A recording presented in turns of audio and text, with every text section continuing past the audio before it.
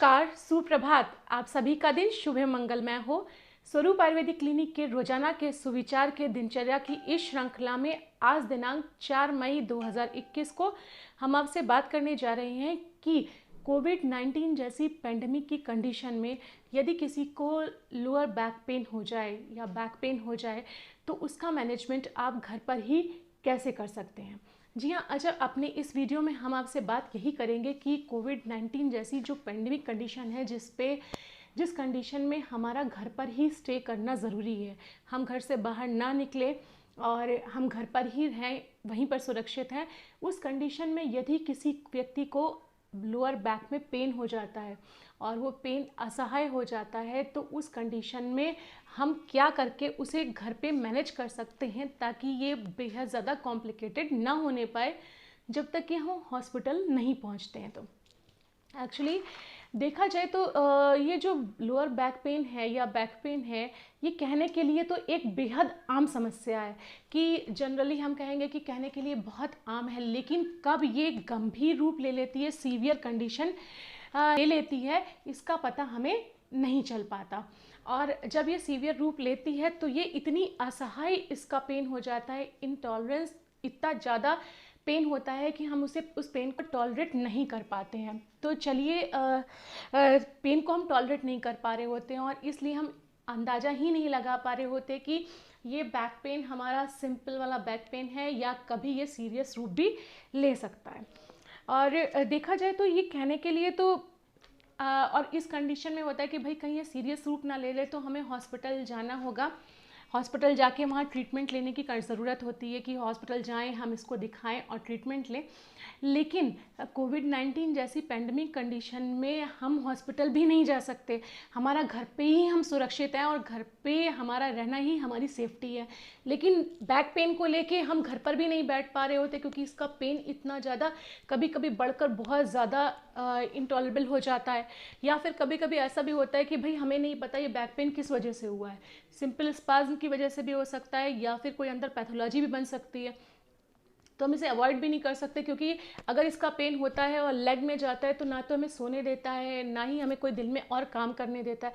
अब ऐसी कंडीशन में हम करें तो क्या करें, क्योंकि घर से हम निकल नहीं सकते, घर से निकलने पर हम सुरक्षित नहीं हैं और अगर हम घर से नहीं निकलते हैं तो ये पेन हमें सहने नहीं देता। तो इस कंडीशन में हम आज ये वीडियो आपके लिए बना रहे हैं जिसमें हम आपकी थोड़ी सी मदद करना चाहेंगे कि इनिशियल लेवल पे जब आप घर से बाहर नहीं निकल पा रहे तो उस कंडीशन में आप घर पर ही रहकर स्टार्टिंग की कंडीशन में आप अपने इस लोअर बैक पेन को, यानी लो बैक में जो या पीठ में दर्द हो रहा है, कमर में दर्द हो रहा है या आपका जो पेन लेग में जा रहा है, इसे इनिशियल लेवल पे कैसे मैनेज कर सकते हैं। मैं फिर रिपीट करूंगी कि मैं आपको सिर्फ इनिशियल मैनेजमेंट बता रही हूँ, ये इसका परमानेंट क्योर या परमानेंट मैनेजमेंट नहीं है।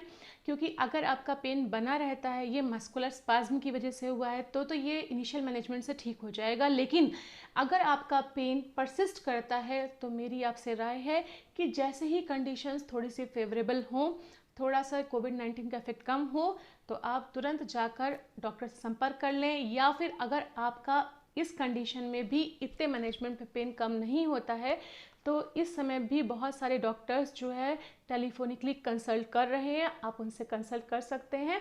हम भी हमारे पेशेंट से टेलीफोनिकली कंसल्ट कर रहे हैं, तो आप चाहें तो हमारे दिए गए नंबरों पे हमसे कंसल्ट कर सकते हैं। मेडिसिन वगैरह जो भी पॉसिबल होंगी वो आपके घर के पास मिल सकती होंगी, तो वो आपको एडवाइस कर दी जाएंगी। और नहीं तो सभी जगह से कुरियर भी मेडिसिन के हो जा रहे हैं। तो चलिए आइए बात करते हैं इसके बारे में, क्योंकि हमें ये भी ध्यान रखना है कि हमारा ये जो पेन हो रहा है ये कॉम्प्लिकेटेड नहीं होना चाहिए, बहुत ज़्यादा आगे जाके कोई कॉम्प्लिकेशंस क्रिएट ना करे कि हम कहें नहीं बहुत समय पहले हुआ था तब तो पेन बहुत हल्का था और अब पेन जो है वो बहुत बढ़ गया, तो हमारी लापरवाही की वजह से ये चीज़ें नहीं होनी चाहिए। तो सबसे पहले हम बात करेंगे कि आखिर हमें क्या लक्षण मिलेंगे बैक पेन के या शियाटिका के, जिसे देखकर हमें अपना मैनेजमेंट स्टार्ट करना है।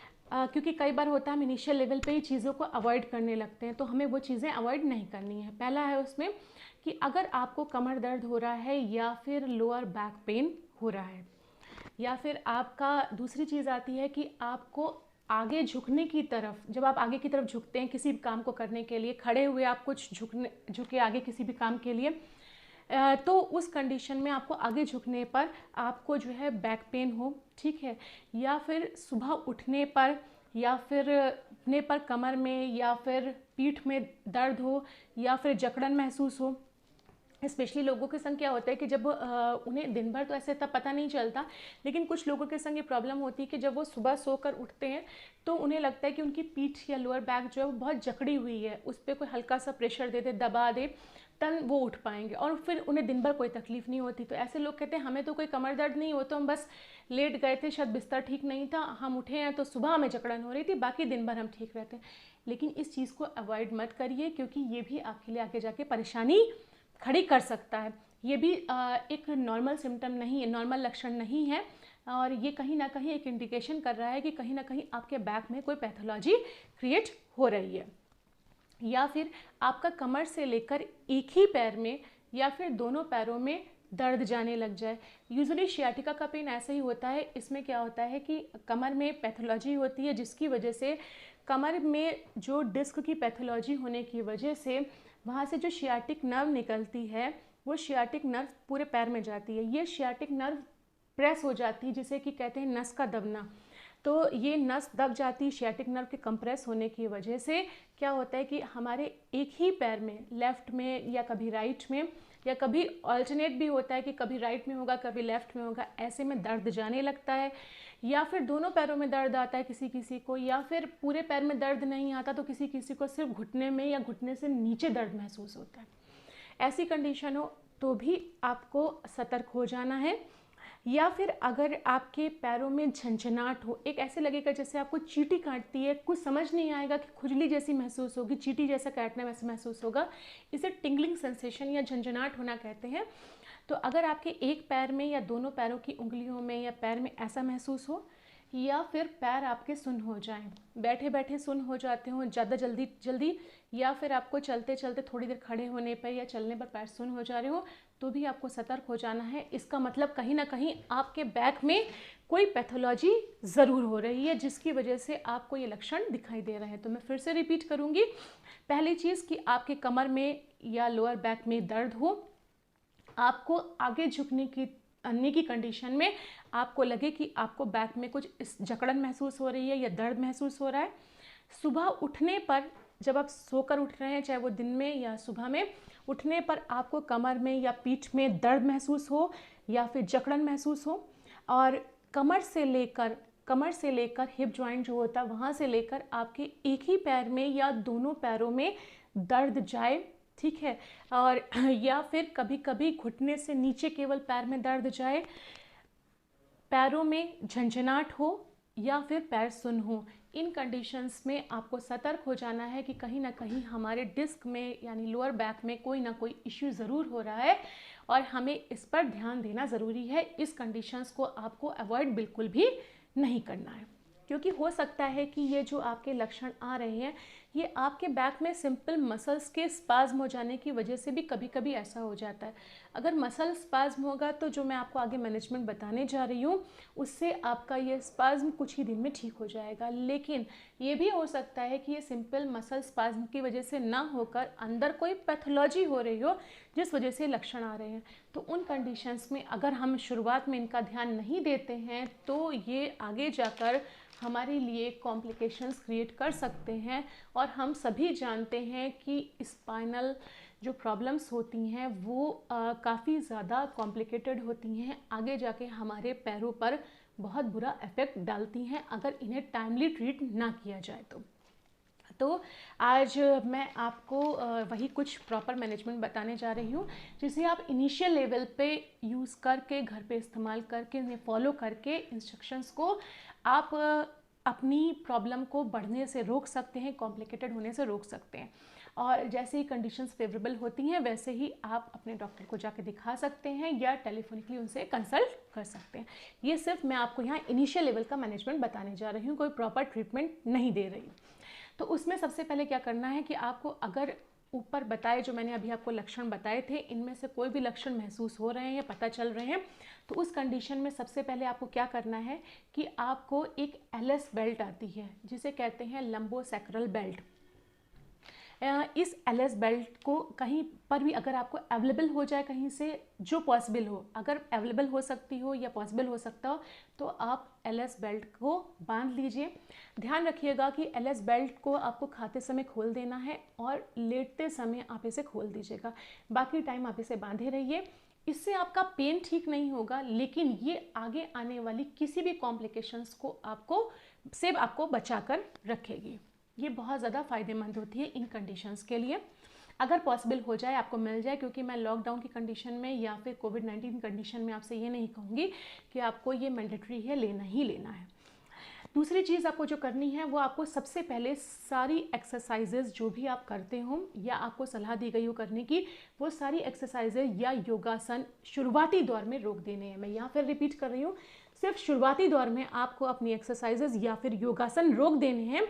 क्योंकि मैं शुरुआती शब्द यहाँ पर इसलिए इस्तेमाल कर रही हूँ क्योंकि आगे जाकर कुछ ही टाइम में मैं खुद आपको कुछ योगासन या एक्सरसाइजेज एडवाइस करूँगी जो कि इस बैक पेन को रिलीव करते हैं। बैक पेन योगासन से या एक्सरसाइजेज से ही ठीक होता है, लेकिन इसकी सर्टेन कंडीशंस होती हैं। आप स्पाज्म की कंडीशन में योगासन या कोई भी एक्सरसाइजेज बैक की ना करें तो ही बेहतर रहेगा। तीसरी चीज़ आपको अवॉइड करना है, आपको बचना है आगे की तरफ झुकने से, यानी फॉरवर्ड बेंडिंग करने से। जितना हो सके मैक्सिमम कोशिश करिए कि आप फॉरवर्ड बेंडिंग बिल्कुल भी नहीं करिए। साथ ही साथ आपको अवॉइड करना है किसी भी प्रकार का वजन उठाने से, वेट लिफ्टिंग नहीं करनी। यूजुअली लोग कहते हैं कि हम थोड़ा सा आगे झुक कर देख लेते हैं कि हमारा पेन ठीक है कि नहीं। ये गलती बिल्कुल ना करिए। लोग सोचते हैं कि चलो खास तौर पे फीमेल्स के घर में बच्चा छोटा है, हमें उसे गोद में उठाना है। तो देखिए, खाली जिम जाकर वज़न उठाना ही वेट लिफ्टिंग नहीं है। घर में किए जाने वाले छोटे मोटे काम जिनमें भी वज़न उठता है, जैसे आपने पानी से भरी बकेट उठा ली, या कपड़े आप वॉशिंग मशीन से, जो आपकी अपर लोड वाली मशीन होती है वॉशिंग मशीन, उसमें से कपड़े निकालना, ये भी फॉरवर्ड बेंडिंग में आ जाता है आपका। या फिर आप कपड़ों से भरी बकेट उठा रहे हैं, या फिर जिनके बच्चे छोटे हैं वो बच्चों को गोद में उठा रहे हैं, तो ये भी एक तरीके का आपका वेट लिफ्टिंग की कंडीशन आती है। ये भी आपको अवॉइड करनी है। दूसरी चीज़ इसमें आपको जो स्टार्ट करना होगा वो करनी चीज़ें करनी होंगी, वो है कि इनिशियल तौर पे स्टार्टिंग के 5 डेज़ आपको मैक्सिमम टाइम रेस्ट करना है। मैक्सिमम टाइम आपको लेना है रेस्ट के लिए। जितना दिन में हो सके पॉसिबल उतना रेस्ट करिए स्टार्टिंग के 5 डेज़ जब आपको ये पेन आ रहा है। तो इस बीच में इन 5 डेज़ में जो आपको चीज़ें करनी है वो इस तरह से हैं कि पहली चीज़ आपको ये करनी है कि आपको एक पोटली की सिकाई करनी है। मेरे कुछ वीडियोस में मैंने पोटली बनानी बताई है। वैसे तो ये सिर्फ एक इनिशियल लेवल का मैनेजमेंट है कि जहाँ मैं आपको टेम्परेरी पोटली कैसे बनाई जाती है जब आपके पास कुछ भी नहीं है तो। लेकिन अगर आप हम तक पहुँच सकते हैं या कहीं और पहुँच सकते हैं जहाँ पे इस तरह की चीज़ें सिकाई या ट्रीटमेंट्स किए जाते हैं, तो वहाँ से आप पोटली ले लीजिए, ज़्यादा बेहतर रहेगा। और अगर आपके पास कुछ नहीं है, कुछ भी नहीं है, तो आप रेत की पोटली बना लीजिए, रेत को गर्म करके, नहीं तो नमक और अजवाइन को गर्म करके उसकी कपड़े की पोटली बनाकर उससे भी सिकाई कर सकते हैं। आपको करना क्या है सिकाई में, सबसे पहले आपको कोई मेडिकेटेड ऑयल लेना है।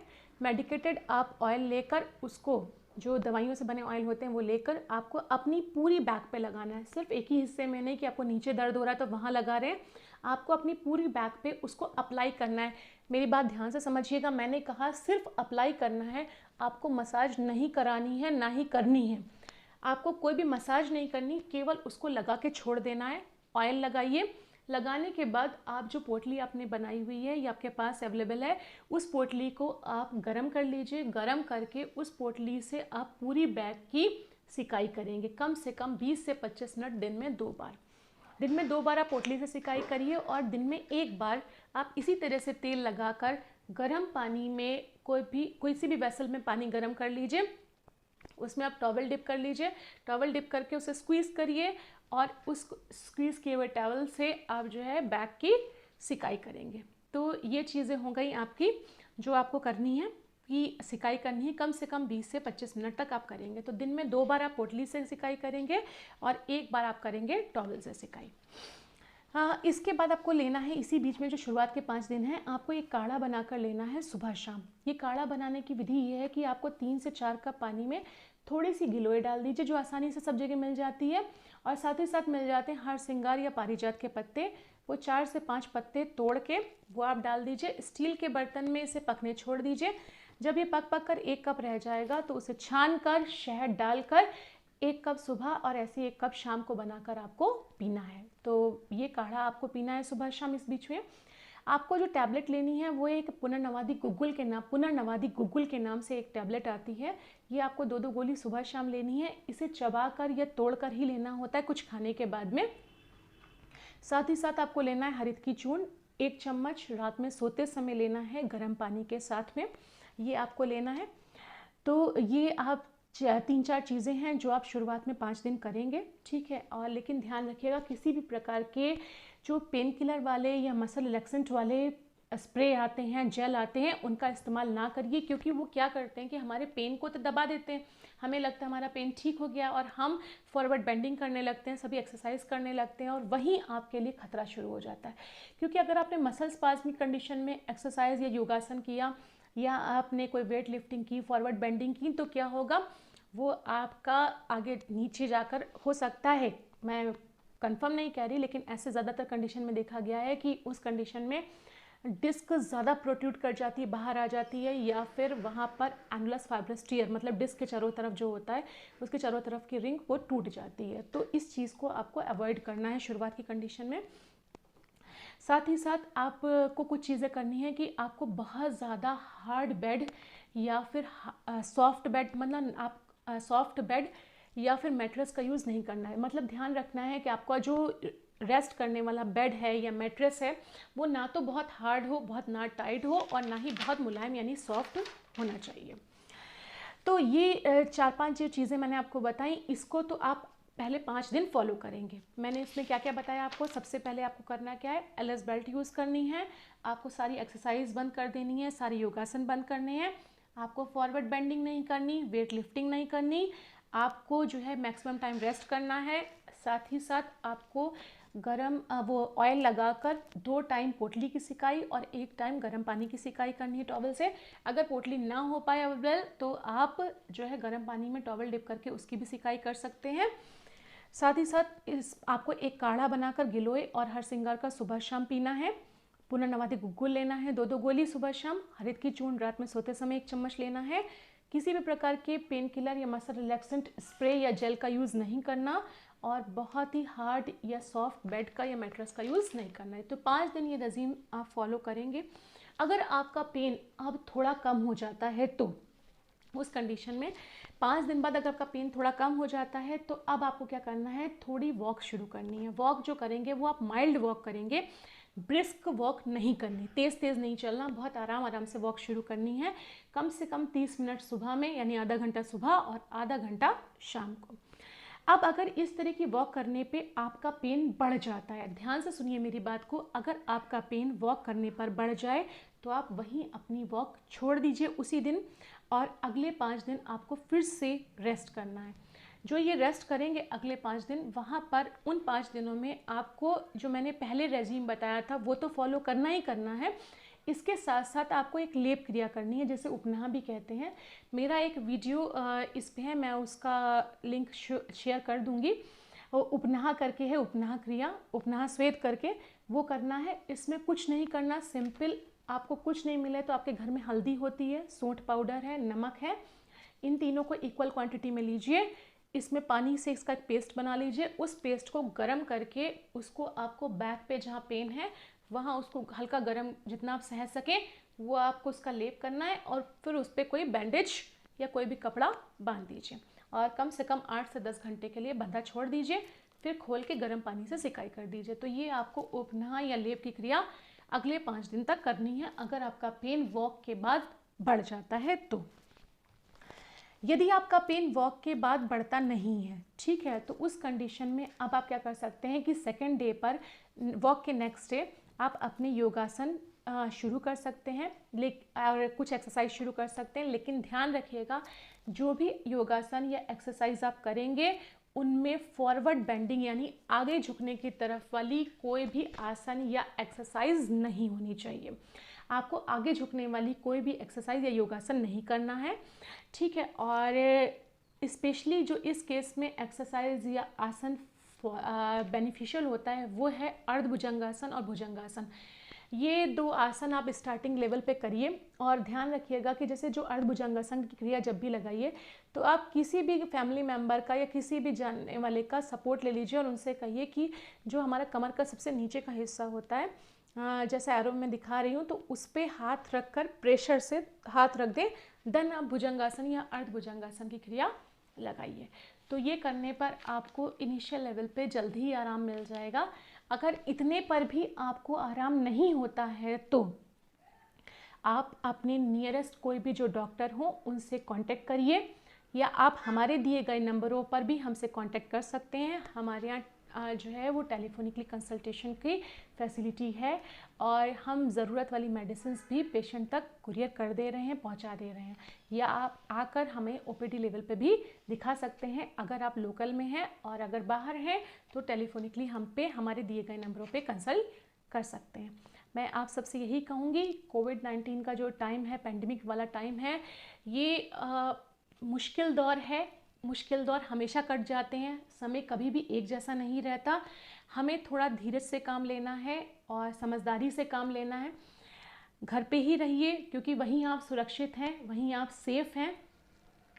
और लेकिन अगर ऐसी कंडीशन में भी कोई, देखिए मेडिकल कंडीशंस तो मेडिकल इश्यूज़ किसी के साथ भी कभी भी कहीं भी हो सकते हैं। अगर आपको कोई भी मेडिकल इश्यूज़ या ऐसी कोई प्रॉब्लम्स हो जा रही हैं तो आप, बहुत सारे डॉक्टर्स अभी टेलीफोनिकली कंसल्ट कर रहे हैं, तो आप भी जो है हमसे या किसी और नज़दीकी डॉक्टर से जो है टेलीफोन पे कंसल्ट करके आप अपना ट्रीटमेंट ले सकते हैं, ताकि इनिशियल लेवल पे आपकी बीमारी बढ़ने ना पाए और हो सकता है उसमें ऐसे ही आपको आराम आ जाए। तो मैं फिर से आप सबसे कहूँगी कि घर पे रहिए, सुरक्षित रहिए और अपनी दिनचर्या बदलिए, स्वस्थ रहिए। घर पे रहने से आपको टाइम मिलेगा भी दिनचर्या बदलने का, तो अपनी दिनचर्या बदलिए, स्वस्थ रहिए। और उसके लिए आपको क्या करना है, हमारे दिनचर्या के सुविचार की श्रृंखला से हमारे साथ जुड़े रहिए। धन्यवाद।